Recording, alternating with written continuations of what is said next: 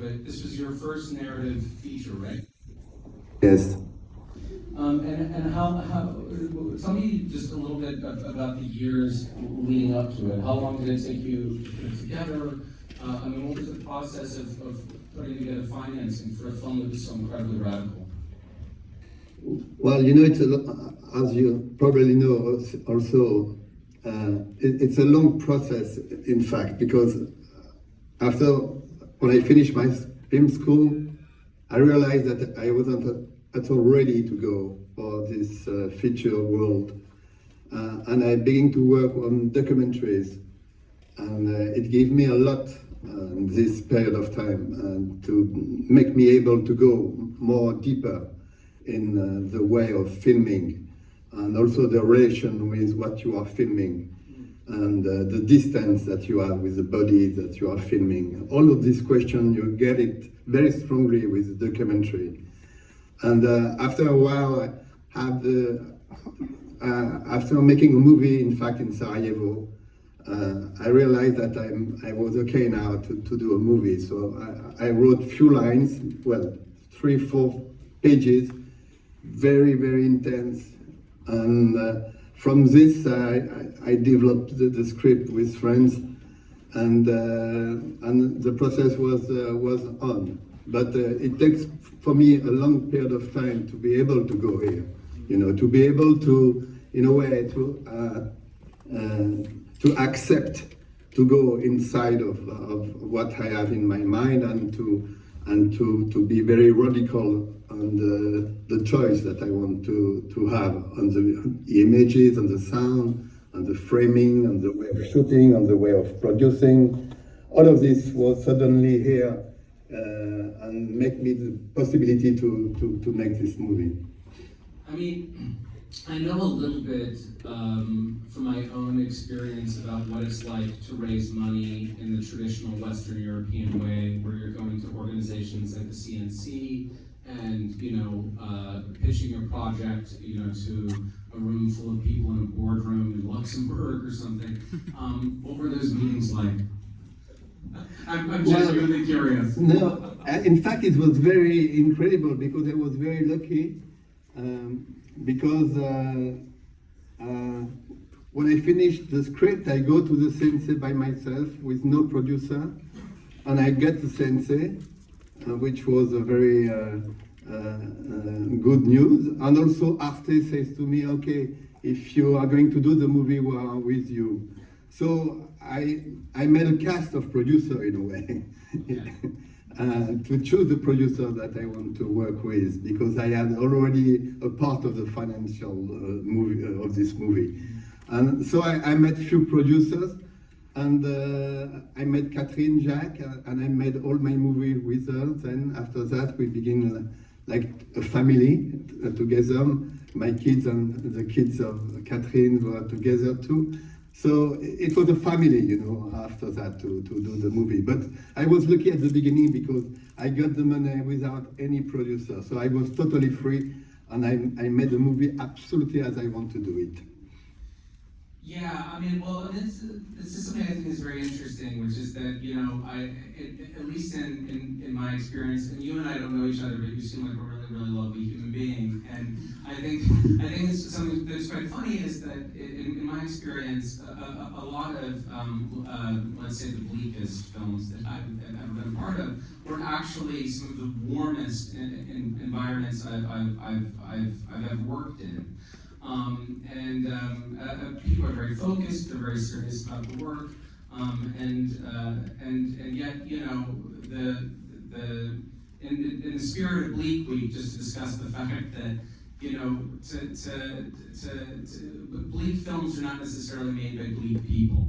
And so it's sweet to hear about you and your producer's kids. I mean, we sort of set up daycares on our sets where everybody brings their kids, and you know, it's not very expensive to do. Anyway, I highly recommend it. So okay, so how long did you? But I am totally agree with you, Brady. Totally agree. You can make very tough movies, but you can do it in a very soft way, in a very ethic way also, with the actors and with the crew and with everybody, you know? Absolutely. So, and you can make comedy and it's awful, they are bastards. They're usually bastards, actually. Yes, they're usually bastards. I agree. Well, no, I mean, something I think about a lot is there's an extraordinary German film called Angst from 1980, which is my opinion, a real masterpiece. But that filmmaker, when that film came out, everyone thought it was a snuff film, like an actual snuff film, and so he never worked again, and. I think that I'm so grateful, Philippe, that we have the body of work from you that we have, because you actually you've made a lot of movies, considering how radical the movies are. So I mean, after we're done talking tonight, everyone's going to watch La Vie Nouvelle, which was your second film, right? Yes. So how long did that take to put together after you had made Sombre? Well, after Sombre, it was in France. It was very divided. There is a part of the critics who say that it's a very good, great, formidable film, but a part also who hate the movie. So it was the beginning of my life. This, I'm sympathetic. very split, But yes, but after that I have contact with some guys of Canal Plus who want to make a movie. So I by the way, I've been to LA at this moment to meet people in the industry and all of this. Anyway, after a few months or few years, not so much, I said to Catherine, I want to do this movie, La Vie Nouvelle, and she says to me, okay, maybe you should go to Bulgaria, because she knew Bulgaria. And I've been to Bulgaria with the guy I wrote, he was a friend and he worked also on Sombre, Aero Theatre. Now he's a novelist, quite famous in France. And we in a way, we saw the movie there, we saw it, It's strange because making movies is really to be strongly connected to the real, to le réel, not the imaginary, but le réel. This tree, this river, the flow, the wind, the movement of the sky. It's here in front of you, and the actors, and it's all of this. You are doing a movie with all these concrete things. And so when we arrived there, we saw the possibility to make the movie, and we wrote it in few days, like, in a very trance possibilities of writing. And the movie is made like this. The Canal was there, make money, and distributors make money, and people make money on it. And the movie was not so difficult to finance, but it was a very tough movie. Very. I like this movie. I love this movie, but it grabs me a lot. How much of this is something I'm genuinely curious about, and I actually have a fear of public speaking, so I generally avoid these things as much as possible. But I make an exception for you and also for David Cronenberg. And I was moderating a Q&A for David Cronenberg, and I had a real question that I was genuinely curious about, which was how have, in the last 20 years, because I certainly have my own opinions about this, but how much have things changed from your perspective about when you started making movies and in the last 10 to 15 years? I mean, especially I'm curious about your perspective because I'm an American filmmaker and you're a French filmmaker, so I'm just curious to know your thoughts on the way things have changed. Has it been a good change? Has it been a negative change? I'm just curious to hear you talk about it. Well, things change a lot, of course. Change in the way of making the movies, in the technical situation, digital movies, and all of this. And so There is a lot of changes, of course, but maybe the most important change is in the mind, is the possibility to access to this kind of movie is maybe more difficult. But I'm not passéist at all, so I never think in my mind it was better before. It's better now. Yeah. It's always now. You have to be here and now. You don't have to be in the past. So for me, using all these devices, it's okay. And I see that for the Brutalist, and by the way, I like the movie a lot. Thank you, Brady, to have done it. And it's a very strong, very powerful movie. And really, I love it. So I'm very happy to discuss with you, even if I didn't meet you before. I'm coming to Paris in 15 days. I'm going to take you out to dinner, pal. Oh, that's great. So yes, and for instance, you used 35 millimeters.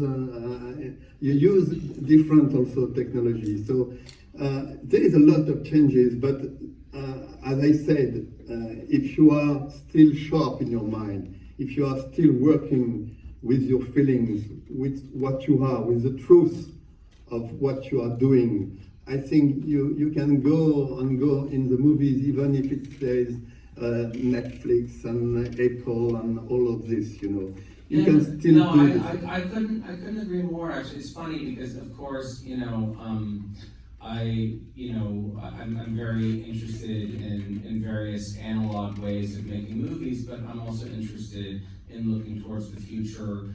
I just don't want to remove a tool from the box. So my personal feeling is you should be able to shoot a film on high 8. You should be able to shoot a film on 65 millimeter. You should be able to make a movie with AI. And I genuinely believe this. And it's happening. It's already happened. And I am genuinely excited about what we can all explore together. It's something that we need to understand it before we try to kick it out of bed. Because it's here whether we like it or not. So in general, for me, whether a camera was made 75 years ago that somebody was using as a paperweight up until the last few years, or it's a technology that people simply don't understand yet. We are filmmakers, we are artists, and we should be able to use whatever tool we want to use to tell our stories, full stop. And I think that if FWR now would have been doing the same thing, I guarantee it. And so, I totally agree with you, Philippe, that, and I'm actually less, on the technological side of things, I mean, that's one aspect of it, but just on, practically in terms of raising money for the films, responses to how radical the movies are, has that changed, or has it gotten better, has it gotten worse, does it depend? I'm just curious.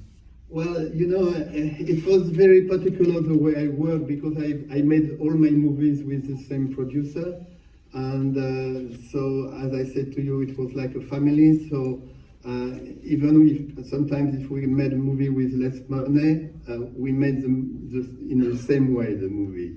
So we prefer to be free. We prefer to move as we want to move. And for the moment, what was difficult for me after, because my producer decided to stop because she has a lot of little kids now. She's a grandmother. So we're beginning to be grandmother and grandfather. That makes strange, but it is the truth. So she decided to stop. So you probably know I find a very good new producer for my next movie. Philippe and I share a producer. A great producer named Andrew Morrison. Yeah, it's an incredible man, really. But just to say that for a few years, for maybe 2 years, when I finished to write the script, I tried to find a producer in France, and I didn't find it. Because all the time when I spoke to them, it was impossible for me to do the movie. It was impossible to share with them, because there was totally construct, formatted to make understandable movie, in the norms. And for me,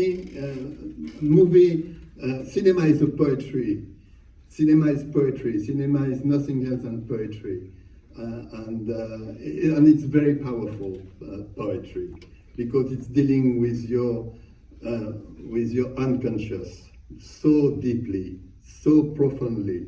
So you are projecting on the screen something that is the human materiality, and you must be able to do that. So I have to find the good person, the good people to work with. But for the moment, I'm quite lucky, because I finished to find the good people to make my movies. Well, we're incredibly grateful for your entire body of work, and I really mean that from the bottom of my heart. For me, your films are like music. It's a funny thing to say, given how incredibly intense and brutal a lot of the work really is, but they're actually movies that I revisit a lot, the same way that I listen to albums, I watch these films. And so I'm really, really grateful to you. I'm just going to quickly, because we're running out of time, and they have a whole other movie to watch. Does anybody have any questions they'd like to ask Philippe? Yes, you, sir, in the middle. I can only imagine what Charles Bukowski is a poet. If he had to pitch his poetry to anyone to come on board to make it with him, he would never have written a poem. So how are you able to initially put together your collaborators, knowing that, these films don't necessarily communicate verbally, their poetry? Are you able to hear that? No. He doesn't hear very well, sorry. That's it. How do I speak summarily with that question?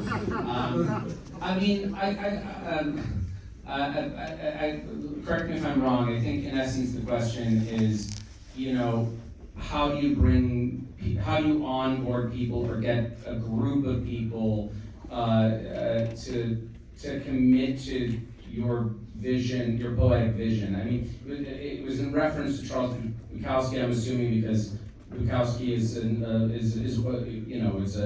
it's one person that's sitting down to write a novel. But when you're making a film, obviously you have to bring together 70 to 100 people. Is that essentially sort of what the inference was? Am I missing something? 100%. Is that okay? Okay.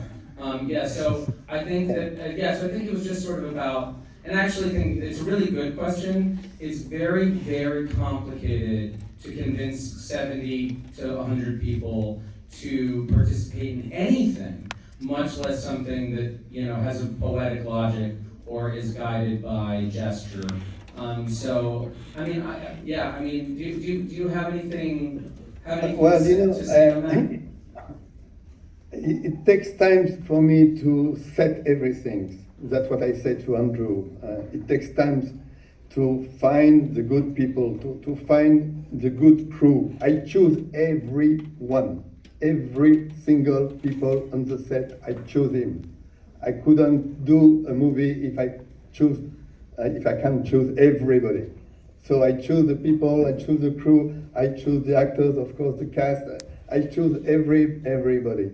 And then it's like sailing, I suppose. And then you go on the boat and you put the things on and the wind blow and you go.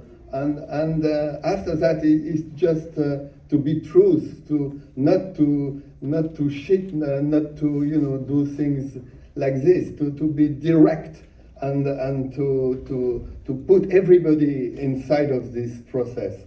And for each movie it works. Everybody are really strongly connected to the movie and to what the movie asks.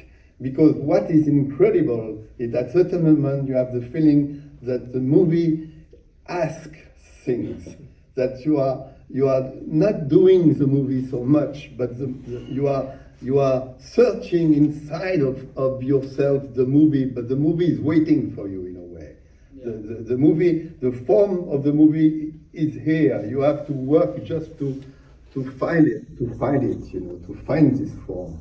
So everybody is there and we are together. It's difficult to explain, but it's really this feeling to be together to reach this point that we don't know at the beginning. Well, I mean, just to go back to what I was saying about, you know, about the content of the film doesn't necessarily reflect the feeling of being on set and making those films. What I see when I look at your films is I think, wow, you had a lot of people who really trusted you and followed you all the way there. And I think that says something about your character and your empathy that is inherently, you know, really humanist, even though the films, you know, obviously, especially this next one that you're about to watch, go to some pretty black places. I mean, there's one sequence in the film that I think is truly unforgettable. I've never forgotten it. Do we have time for one more, or are we done? Okay, we have time for a couple more, it looks like. Yes, sir. Yeah, the sound design of both these films is so stunning and mind-blowing. When I saw La Vie Nouvelle, I couldn't believe what I was hearing to start. I just want to know, how involved are you in the sound design process, and at what point of the conception of the film do you start considering that? Yeah, so the question was just about your sound design. An audience member here was extremely complimentary of the sound design and just wanted to know how involved you are in that process. I'm very involved, very involved. I mean, I'm involved in all the process of making the movie. For instance, I framed the movie myself. I have the camera on my shoulder. As I said yesterday, I am inside of the scene. I'm not outside. I'm not looking TV. You know, I am inside. So that's also it changed a lot the possibility to work with the actors. So also with the light, I am very here with the light, and for the sound, it's the same. The editing and the music. By the way, for Sombre, the main actor, Marc Barbet, was listening all the time Alan Vega when we travel by cars. And at a certain moment, I make a scene with Alan Vega on the set, very loudly. It was in a place where people was a retreat. I don't know the name, but des retraités. And so we put very loudly and do the scenes there. And after that, Alan Vega was inside of the movie, you know. So I call him and I go to New York, and he was incredibly powerful. We made the music like that, and he gave me the tracks separately. He hasn't mixed the tracks himself. Yeah. And then I mix the tracks inside of the sound. So he gave me the possibility to do that. I was very grateful to him. He was an incredible guy. I'm going to introduce you to my composer. Yes, sir. There's this really interesting dichotomy between the sort of intimacy of the images, how physically close the camera feels to the actors. There's sort of emotional distance I feel from what they're going through in this just incredibly awful series of events. That and I was curious if that was if that's always essentially the design of these movies. That there's this this sense of real intimacy with the characters, and yet this sort of remove that you're going for, that we normally associate with the use of long lenses and a certain physical distance, but here there's I'm gonna do my best to speak summarily of something that's fairly nuanced. The question was about the physical closeness of the camera, and yet how it seems that you're also able to maintain, this emotional distance at times as well, or perhaps vice versa. So if you could just speak a little bit to that, because I think it's sort of about the fact that the films have moments of what feel like a very objective sort of camera. It oscillates between objectivity and subjectivity, and I suppose if you could just ruminate on that, what your instinct is. Is that an academic approach? Is that an intuitive approach? Is it both? Yeah, it's very important, this question, because change everything for me to frame, because framing is not really doing a beautiful images, to compose an images. It's not this framing. Framing is the tempo. Framing is the rhythm.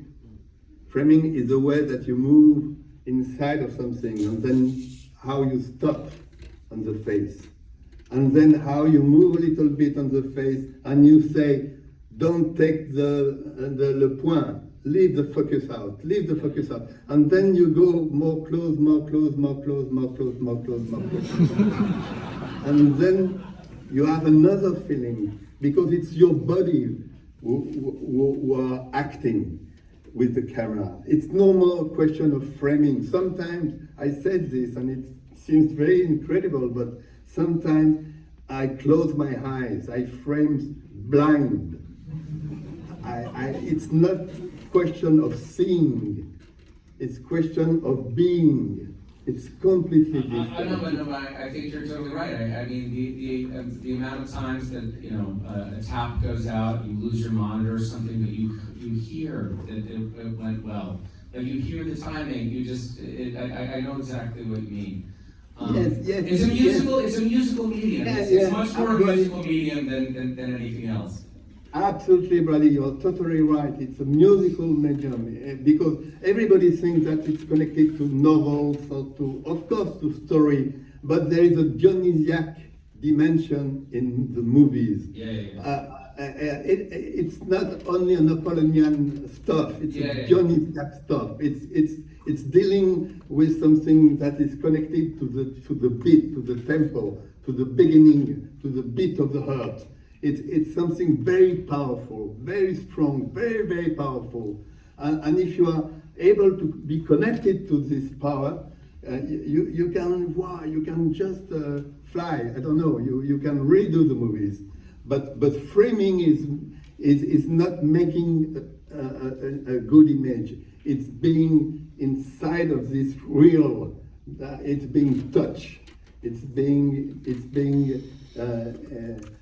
ébloui. I don't know the name. Ébloui.